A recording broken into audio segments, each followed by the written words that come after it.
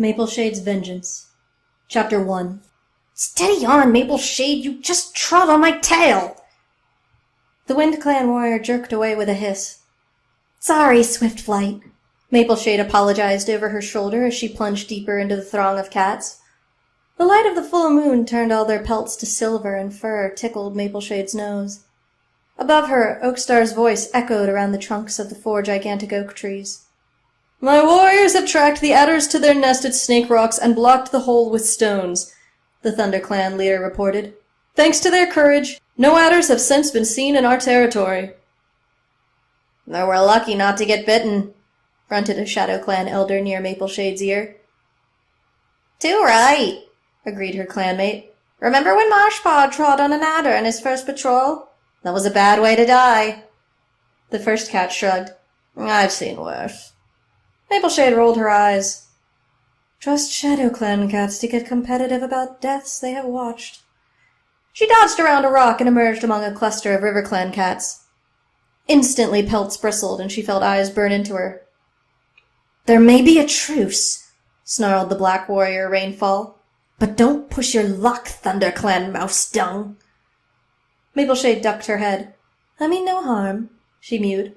I'm not staying. Good, growled a cat she couldn't see. Mapleshade forced her hair to lie flat as she wove among the hostile warriors. She couldn't blame RiverClan for being angry. ThunderClan had triumphed in the last clash over Sunning Rocks.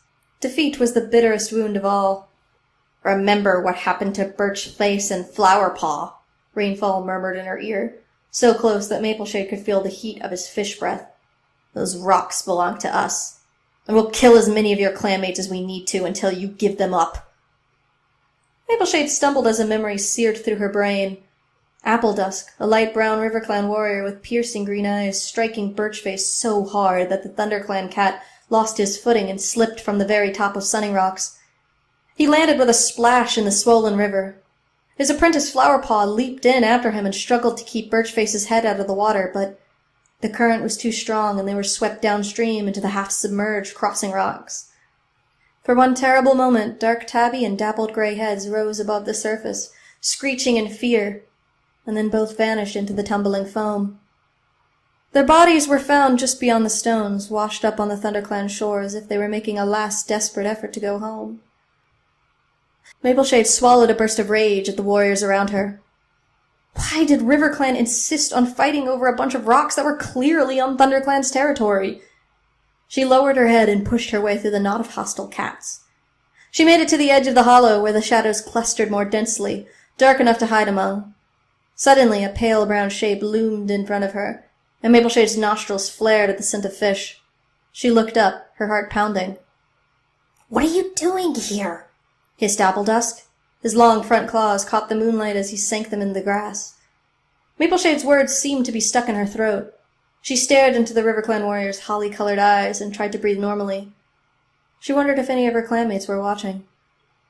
Appledusk took a step closer and lowered his head until his muzzle brushed the tip of Mapleshade's ear. You must know how dangerous it is for you to be here. What would happen if your clanmates saw you talking to me? Mapleshade leaned forward until her cheek pressed against Appledusk's feather-soft chest fur. I had to speak with you, she murmured. It's been too long. I waited for you at the sycamore tree every night, but you never came. The Tom's breath warmed the back of her neck. I know, he purred. But since the battle, we've been doubling our border patrols, even after dark. I can't cross the river without being spotted. He took a step back, and Mapleshade felt a rush of cold air on her pelt. I'll try to get across at new moon. Things might have calmed down by then. If only you hadn't killed Birchface, Mapleshade whispered. Of all the cats to lose in battle, it had to be Oakstar's son. She felt Appledusk stiffen beneath his pelt. It was an accident, he growled. I never meant for him to fall into the river. Mapleshade closed her eyes. That's not the way my clanmates see it. They blame you for both our losses. Then they're fools, Appledusk shuddered, then relaxed. But Sunning Rocks has always made our clans a little mouse-brained. He licked the top of Mapleshade's head. Thanks, StarClan, you didn't get hurt in the battle. Mapleshade gazed up at him. Oh, my precious warrior. I love you with all my heart. There's something you need to know, she mewed. Appledusk was looking over her head toward the pool of moonlight where his clanmates stood. Can't it wait? I don't think so. Mapleshade took a deep breath. I'm expecting your kids. There was a flash of green as Appledusk opened his eyes wide. Are you sure? Mapleshade nodded. The River Clan warrior curled his tail over his back. I'm going to be a father, he purred. Incredible. He tipped his head to one side. But these kids will be half-clan. Half-River Clan. How will your clanmates feel about that? They won't know, Mapleshade answered. She noticed Appledusk flinch. At least not at first, she went on. I will raise them as ThunderClan until they have been fully accepted. Then every cat will be able to cope with the truth. Why should it matter that their father lives in a different clan? The fur on Appledusk's shoulders twitched. You have great faith in your clanmates, he murmured. No, I have faith in StarClan, and in the Warrior Code. You think StarClan approves of what we're doing? Appledusk narrowed his eyes. I think our warrior ancestors know that our clan need kids, and that we are providing them. How can our innocent kids not have their blessing? They will grow up to be fine warriors, loyal to ThunderClan and RiverClan equally. Mapleshade turned away before Appledusk could say anything else. I must return to my clanmates before they come looking for me. Perhaps it's best if we don't see each other again until after the kids have come. She looked back over her shoulder. But I will be thinking of you every day, my love. As she padded into the shadows that ringed the hollow, Mapleshade heard rapid paw steps. Appledusk! There you are! I've been looking for you! Mapleshade stopped, hoping her white patches weren't glowing in the moonlight. A dark orange she-cat was pressing herself against Appledusk's shoulder. One of the Shadow Clan elders is telling a story about a cat who swallowed a live frog, she mewed. Come and listen! It's really funny! With a worried glance at the shadows where Mapleshade crouched, Appledusk followed the she-cat back to the cluster of cats. The orange warrior curled her tail until it was resting on Appledusk's back. Mapleshade curled her lip. Stay away from him, Reedshine. He's mine. These kids will make sure of that. Introducing new Sara Lee white bread made with veggies. It's nutritious, disguised as delicious. Mapleshade, wake up! A small ginger face poked through the branches that sheltered the warrior's den. B-Tail wants you to go on dawn patrol. You're late. All right, Nettlepaw, I'm coming. Mapleshade heaved herself to her paws. Last night she had felt the kits stirring inside her for the first time. Is it because your father knows about you now? She craned her head around to lick the rumpled fur on her flank, then pushed her way out of the den. She felt strangely heavy, unbalanced by her swollen belly. The air in the clearing was still and cold, tasting of old leaves and damp earth. The little orange apprentice bounced around Mapleshade. Hurry up! When did you get so slow? Mapleshade flicked him lightly with her tail. What would Daredevil do if you spoke like that to her, Nettlepaw looked down at the ground at the mention of his mentor.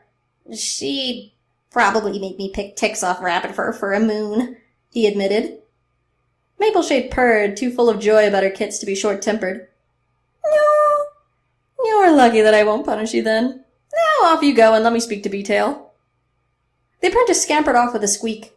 Mapleshade headed over to the ThunderClan deputy, who was standing beside the entrance to Oakstar's den. The dark brown tabby nodded as Mapleshade approached. I'd like you to join the Dawn Patrol, please, he meowed. Frecklewish is leading it. Actually, there's something I need to tell you, Mapleshade began. Her paws tingled. I won't be able to carry out my usual duties for a while. I'm expecting kids. B-Tail blinked. Oh, right. I wasn't expecting that. Well, you must only do what you feel up to. Does Oakstar know? Not yet. Why don't I help out in camp today? Mapleshade suggested. She couldn't resist glancing at the curve of her belly. I could fetch some soaked moss for the elders if you'd like. That would be great, mewed B-Tail. He shifted his paws. And, congratulations! Thank you, purred Mapleshade. It's wonderful news, isn't it? Indeed, Beetle mewed. And these kits, their father?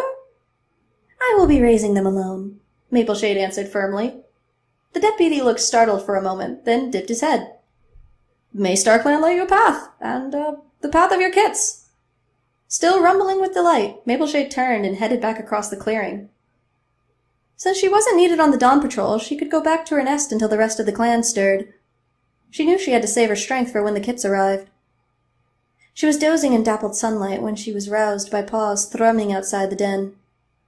Frecklewish burst in, her speckled golden fur fluffed up and her eyes sparkling. Beetail told me about the news, she purred. I am so happy for you. Mapleshade sat up and curled her thick white tail over her paws. Thank you. You see, Apple Dusk? My clanmates will only be delighted to have new kits in the camp. Frecklewish stood beside Mapleshade's nest, looking uncharacteristically shy. Beetail also told me that you would be raising these kits alone, she mewed.